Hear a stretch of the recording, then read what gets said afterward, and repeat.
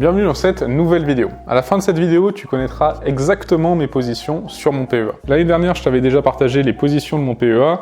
Vous aviez été nombreux à aimer cette vidéo, donc j'ai décidé de faire la même chose cette année. Alors bien sûr, je te recommande pas du tout de copier mon PEA. D'ailleurs, je suis actuellement en train de faire un gros changement sur mon PEA.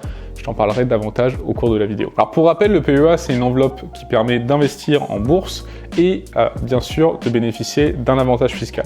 Cet avantage fiscal, il se matérialise à partir de la 6e année d'anniversaire de ton PEA. À partir de la 6e année, eh bien, au lieu de payer 30% d'imposition sur tes plus-values, tu vas payer uniquement 17,2% que sont les prélèvements sociaux.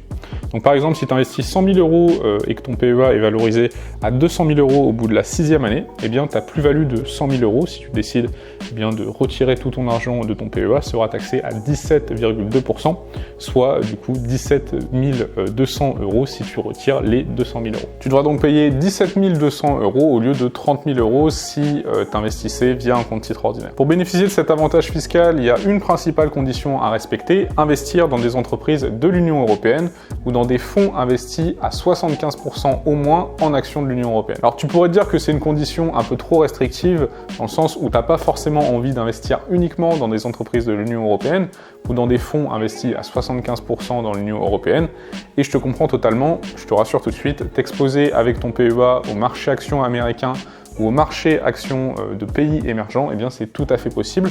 C'est possible grâce à un produit, les ETF à réplication synthétique.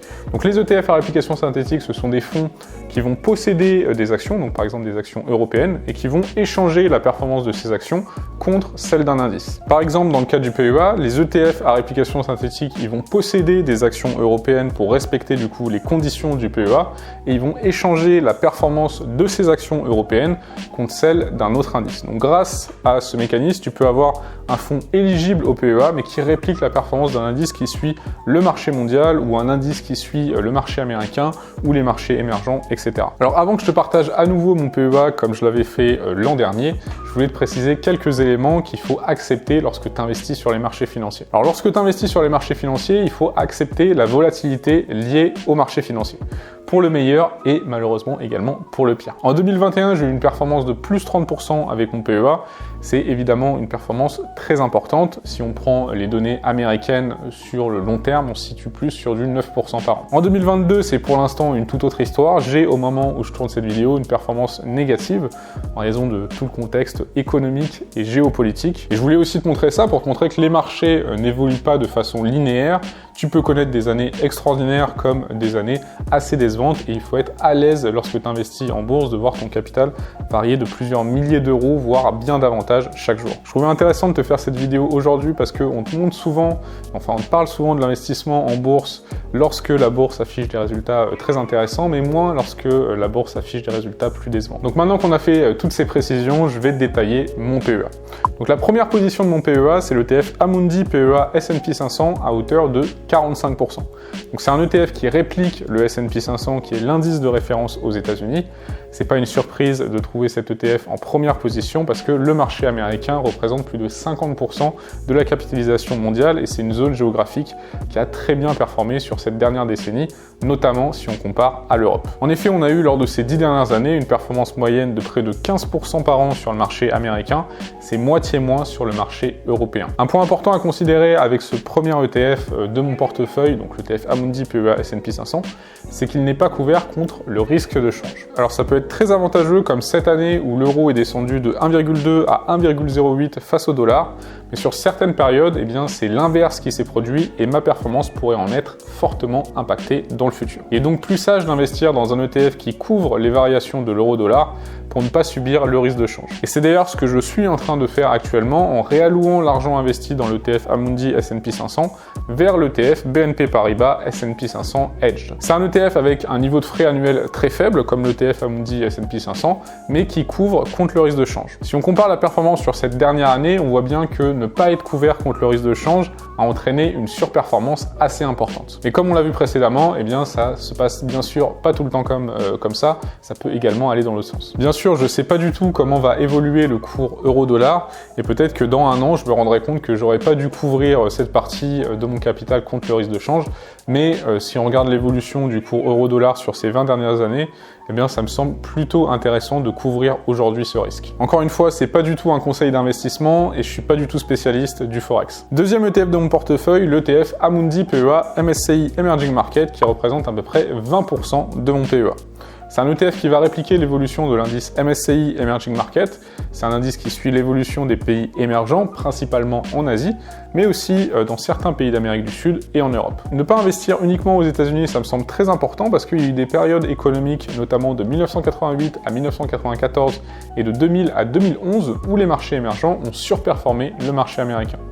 Donc pour moi, c'est un moyen d'être moins dépendant d'une zone géographique, même si on observe une interdépendance de plus en plus grande entre les différentes zones géographiques. Un peu plus loin dans la vidéo, tu vas découvrir qu'on trouve dans mon portefeuille un autre ETF qui suit également les marchés émergents. Rien qu'avec ces deux ETF, tu peux déjà construire un portefeuille boursier en ayant par exemple une répartition 70% S&P 500, 30% Emerging Market, et tu feras sans doute mieux que plus de 90% des investisseurs, tout en investissant dans une enveloppe optimisée au niveau fiscal, et en plus ce sera totalement passif. Troisième ETF de mon portefeuille, l'ETF Amundi PEA Europe, qui représente 13% de mon portefeuille. C'est un ETF qui suit l'indice MSCI Europe. Alors comme son nom l'indique, l'indice MSCI Europe, c'est un indice qui investit uniquement en Europe. Une part importante est investie au Royaume-Uni, vient ensuite la France, la Suisse et l'Allemagne. Alors honnêtement, l'Europe, c'est pas la zone géographique dans laquelle j'ai le plus confiance au niveau économique. C'est la raison pour laquelle j'investis que 13% de mon PEA en Europe. C'est une zone géographique qui a tout de même ses avantages, avec un niveau de valorisation beaucoup plus faible que dans d'autres zones géographiques, notamment les États-Unis. En effet, par exemple, si on prend l'indice MSCI Europe, on a un PER de 16,1, alors qu'on est à 22,89 avec l'indice MSCI USA. Bien sûr, on pourrait justifier cet écart de valorisation par le potentiel de croissance des entreprises américaines qui semble plus important que le potentiel de croissance des entreprises européennes. Quatrième ligne de mon portefeuille, l'ETF Lyxor Nasdaq 100 avec un effet de levier de 2. C'est un ETF qui multiplie la performance journalière de l'indice Nasdaq 100 par 2. En investissant dans cet indice, tu vas avoir en portefeuille principalement du Amazon, du Tesla, du Google, du Apple, du Facebook, du Microsoft. Ces 6 entreprises représentent à elles seules plus de 45% de l'indice. Si on prend les données sur ces 10 dernières années, l'indice Nasdaq 100 a largement surperformé l'indice S&P 500. Mais l'ETF Lyxor Nasdaq 100 Leverage x2 ne se contente pas de suivre l'indice Nasdaq 100, il double sa performance journalière. Sur le long terme, la performance est impressionnante. Là, je t'affiche à l'écran une comparaison entre l'indice Nasdaq 100 et l'ETF à effet de levier avec lequel j'investis. Comme tu le vois, l'ETF à effet de levier a progressé de 1472% sur cette période, alors que le Nasdaq 100 n'a progressé uniquement, entre guillemets bien sûr, de 326%. Tu pourrais peut-être être surpris par le fait que l'ETF à effet de levier a une performance globale bien plus importante qu'un multiple de 2 sur cette période. Ça vient du fait que la performance est multipliée journalièrement. Pour le comprendre, on va prendre un exemple fictif où un indice progresse de 1% chaque jour. Au bout de 365 jours, tu aurais multiplié ton capital par 38 si tu avais suivi cet indice. Maintenant, si tu investis dans un ETF qui réplique la performance de cet indice avec un effet de levier de 2, c'est-à-dire qu'au lieu de progresser d'1% chaque jour, eh bien l'ETF progresse de 2% chaque jour, ton capital aurait été multiplié par 1377 en 365 jours. Donc tu passes d'un multiple de 38 à 1377 en multipliant ta performance journalière uniquement par 2. Alors bien sûr, c'est un exemple totalement fictif, il n'y a malheureusement pas d'indice actuellement qui progresse de 1% chaque jour, et plus généralement pas d'actifs qui progressent de 1% chaque jour, mais c'est pour bien te faire comprendre l'impact que peut avoir un ETF à effet de levier sur ta performance globale. Alors attention, il y a également beaucoup d'inconvénients à investir dans des ETF à effet de levier, les deux principaux étant la forte volatilité, on l'observe d'ailleurs aujourd'hui, et le second inconvénient important, c'est le bêta slippage. Alors je t'avais fait une vidéo dédiée sur le sujet des ETF à effet de levier, donc si tu es intéressé, je te recommande de regarder la vidéo qui s'affiche juste au-dessus. Enfin, dernière position de mon PEA, il s'agit de l'ETF Amundi PEA Emerging Market Asia. J'avais commencé à investir dans cet ETF en 2020 parce que, en analysant la performance des marchés émergents sur ces dernières années, je m'étais rendu compte que les marchés asiatiques, eh bien, ils avaient largement surperformé les autres marchés émergents. Les autres marchés émergents, c'est par exemple l'Amérique du Sud et certains pays européens. Et finalement, si on regarde la performance sur ces 12 derniers mois, eh bien, on se rend compte que l'ETF qui suit uniquement les pays émergents asiatiques a vu sa valeur diminuer de 12,77%,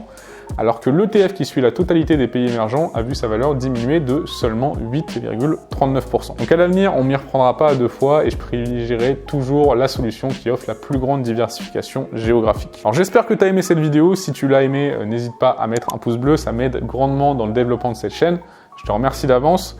Comme tu le vois, je te recommande en bourse une approche passive. Je l'applique moi-même pour mes investissements. Si tu ne l'appliques pas déjà, je pense que tu passes à côté d'une approche à la fois performante, simple et passive. Et je te recommande donc de mettre en place cette approche passive pour tes investissements et pour ton épargne. Dernier point, si tu penses que cette vidéo pourrait être utile à un de tes proches, n'hésite pas à lui partager. Enfin, je t'ai écrit un livret où j'ai répertorié beaucoup d'ETF sur lesquels tu peux investir, notamment via ton PEA. Donc, tu as accès à ce livret en description. Et je le mets également juste ici, si tu veux le recevoir, c'est gratuit et tu vas avoir une liste d'ETF et également de SCPI dans lesquels j'investis. Je souhaite toujours plein de réussite, c'était Benoît et n'hésite pas à télécharger le livret. Ciao!